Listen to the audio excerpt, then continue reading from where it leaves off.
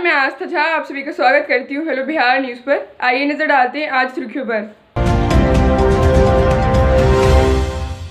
भारत में कोरोना के आंकड़े। कुल मामले 79,09,959, कुल मौतें 1,19,014, कुल ठीक हो चुके 71,37,228, सक्रिय मामले 6,53,717।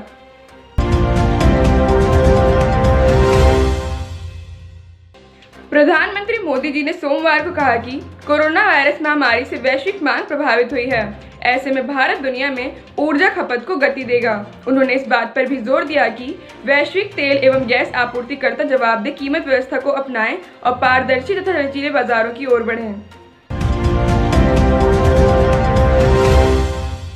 कांग्रेस अध्यक्ष सोनिया गांधी जी की ओर से मोदी सरकार की आलोचना और लोकतंत्र और अभिव्यक्ति की आज़ादी के खतरे के आरोपों पर केंद्रीय मंत्री प्रकाश जावड़ेकर जी ने तीखा हमला बोला है।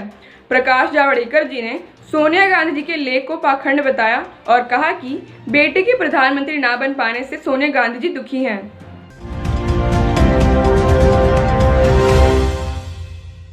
भाजपा अध्यक्ष जेपी नड्डा जी ने प्रधानमंत्री मोदी जी की आलोचना किए जाने को लेकर सोमवार को कांग्रेस पर करारा हमला किया। उन्होंने कहा कि विपक्षी दल और उसके नेता जितना झूठ बोलेंगे और मोदी जी से नफरत करेंगे, उतना ही और अधिक लोग उनका समर्थन करेंगे। उन्होंने यह भी कहा कि निराशा और बेशर्मी का गठजोड़ काफी खतरनाक होता है और कांग्रेस के पास ये दोनों ही हैं। रक्षा मंत्री राजनाथ सिंह जी और उनके अमेरिकी समकक्ष मार्टी एस्पर जी ने सोमवार को विभिन्न मुद्दों पर व्यापक चर्चा की। उन्होंने दोनों देशों के बीच सैन्य सहयोग को और बढ़ाने के तरीकों के अलावा तेजी से बढ़ते रक्षा तथा सामरिक संबंधों से जुड़े विभिन्न पहलुओं पर भी चर्चा की।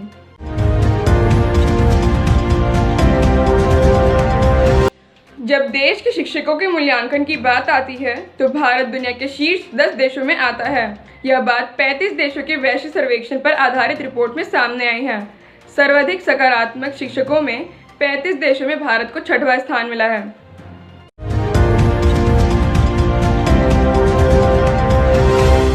पेंगुइन रैंडम हाउस ने हाल ही में दिवंगत हुए देश के कद्दावर नेता और राष्ट्र दलित राजनीति के प्रमुख हस्ताक्षर रामविलास पासवान जी की पहली अधिकृत जीवनी के प्रकाशन की घोषणा की है।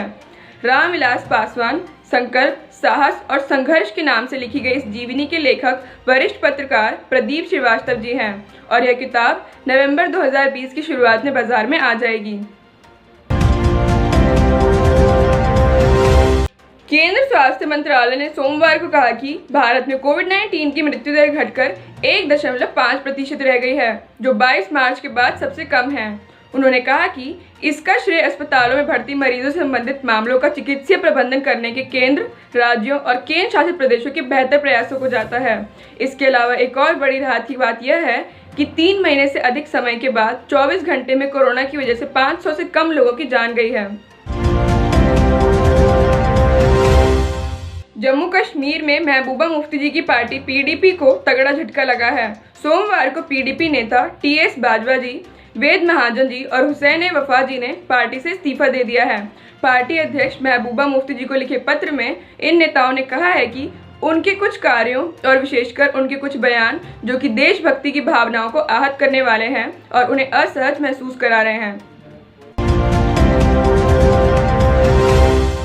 सुप्रीम कोर्ट ने तमिलनाडु के राजकीय मेडिकल कॉलेजों में 50% ओबीसी आरक्षण लागू करने की मांग वाली याचिकाओं को खारिज कर दिया। याचिकाओं पर न्यायमूर्ति एल नागेश्वर राव जी की अगुवाई वाली पीठ ने सुनवाई की। केंद्र सरकार ने कहा था कि इस साल 50% ओबीसी आरक्षण का विस्तार करना संभव नहीं है, जिसके बाद तमिलनाडु सरकार ने सुप्रीम कोर्ट का रुख किया था। इसी के साथ मैं आस्था झा आप सभी से विदा लेती हूँ। कल फिर मुलाकात होगी कुछ नई खबरों के साथ। तब तक के लिए अपना और अपने परिवार का बहुत ख्याल रखें। आशा करती हूँ आपको हमारा न्यूज़ प्रोग्राम पसंद आया हो। इसे लाइक एंड शेयर ज़रूर करें। धन्यवाद।